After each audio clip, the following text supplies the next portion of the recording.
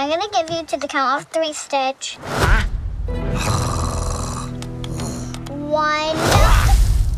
1. Hey guys, we are so excited because we just got back from seeing Lilo and Stitch, the live action movie at AMC in Disney Springs.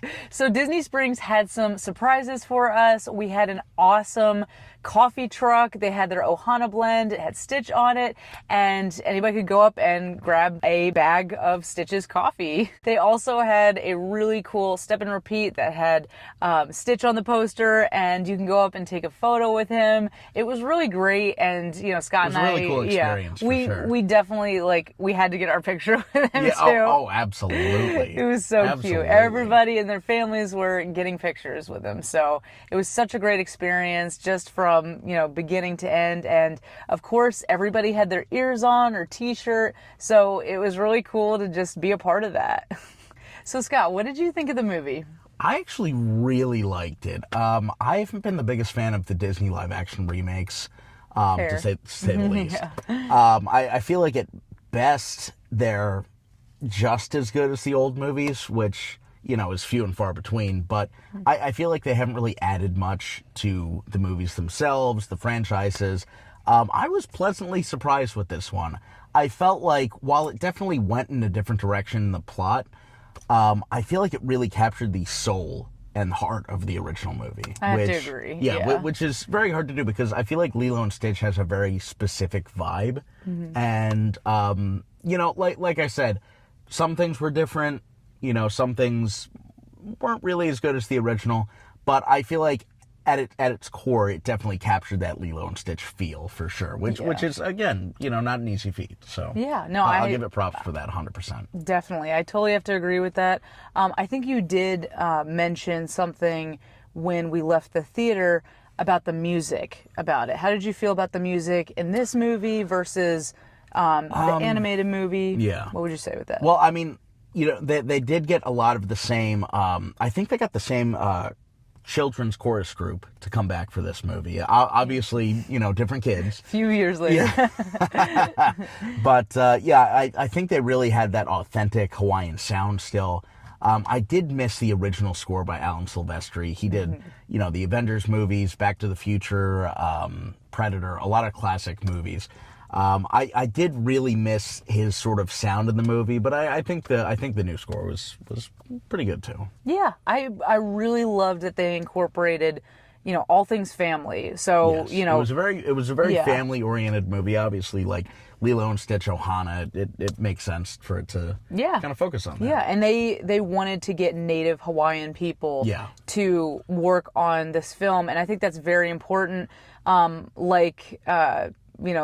Lilo herself, the actress there, she said, that kid's going to be a star, by the way. She kicked butt in this movie. She was so good. She was so adorable. Good. And just seeing her in interviews, who trained her? Because she is incredible. She is so well spoken. She's adorable. Yeah. Love you. You're incredible.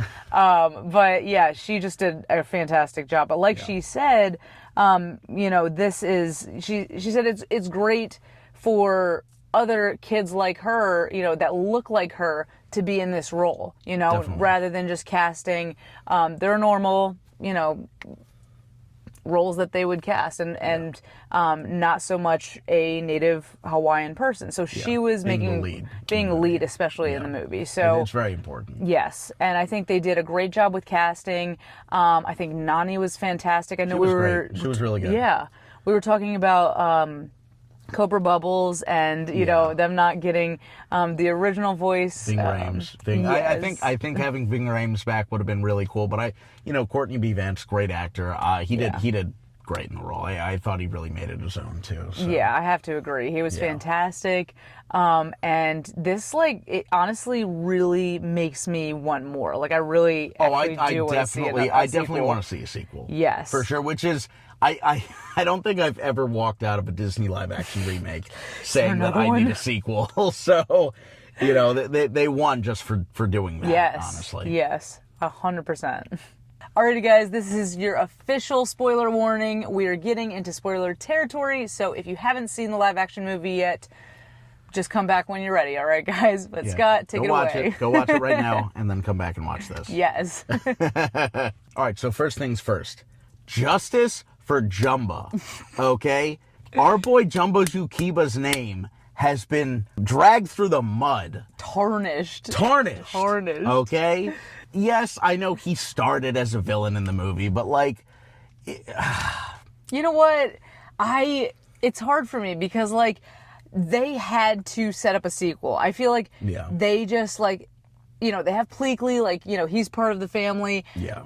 Jumba, I think he still needs some character development, and they kind of went a different route with his character. Well, the thing was, because the movie didn't have Gantu, they needed a villain. Yeah. So I feel like they just kind of combined You're right. those two characters together. Mm-hmm. And it was almost like an amalgamated form. Like it was almost a new character with Jumba's name. Yes. More or less. And, you know, obviously it was still very Jumba-like, but...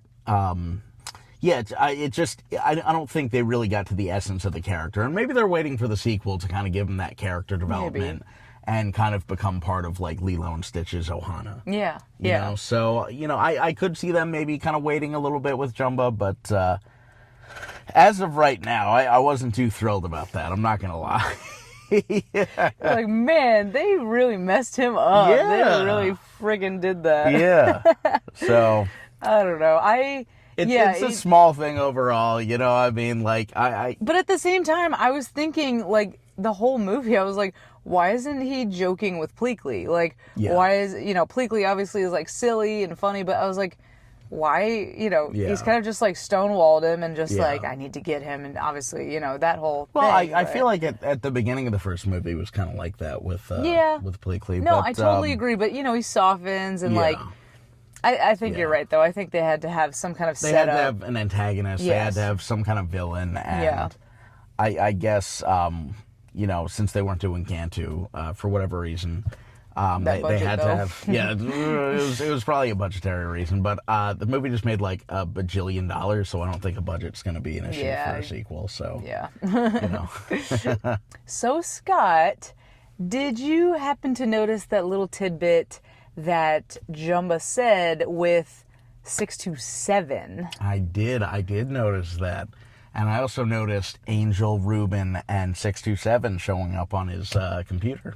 Interesting. Very interesting. Now, do you think that those were little Easter eggs, or do you think that was like, hey, we're setting this up for a part 2? I think they're definitely setting up for a part 2.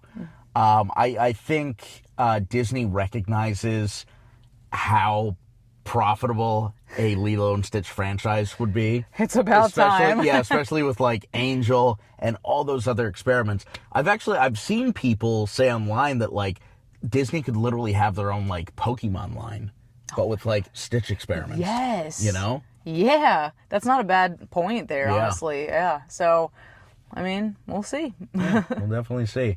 I feel like they're definitely, you know, I mean, Stitch is one of the like top earners for Disney, so they're definitely like looking for ways to expand that franchise for sure. Well, I'm excited to see a part 2.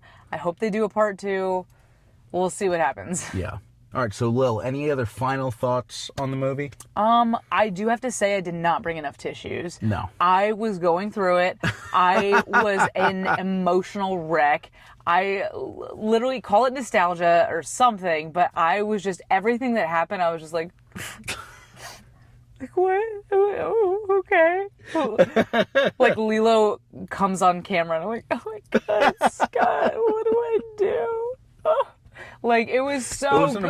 It was an emotional experience. It was for you. Wild roller coaster ride, a wild Hawaiian roller coaster ride. I was just like, I think just it being live action, it made it more real. It made it like, I mean, you take these characters that are orphaned. Speaking you know? of that, though, there are a couple scenes that are like, that were in the original movie, but were very intense because they were live action. Yes. Like the scene where Stitch drags Lilo down. Yes. After surfing. You're going, oh my God. Like that like you really felt like that was a real person. Yes. And that was happening to them. That was surprisingly intense. Oh my sure. gosh, yeah. I mean, like, But I do love what they did with Nani's character. Yes. And they set Gave her a lot up. of character Yes, development. 100%. I think that they, like, you know, just her even going back for Stitch, like, she had that training and she went to college afterwards. And I love that they had that little portal gun so that she could visit her. That was sweet. Oh, I'm getting chills just thinking about it. It was so sweet. And just like, you know,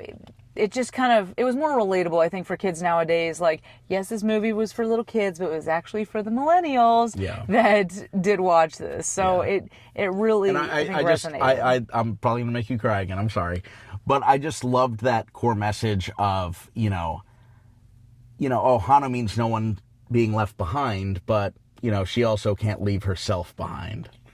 You know? Yeah, I'm actually tearing up, I'm not gonna lie. Just like coming from that movie, like all the feelings are still raw. Yeah. Like, oh, Scott would look over and be like, "Are you okay?" And I'd be like, "No." Like, Stitch would blow a snot bubble, and Lil was like, like, that's cute.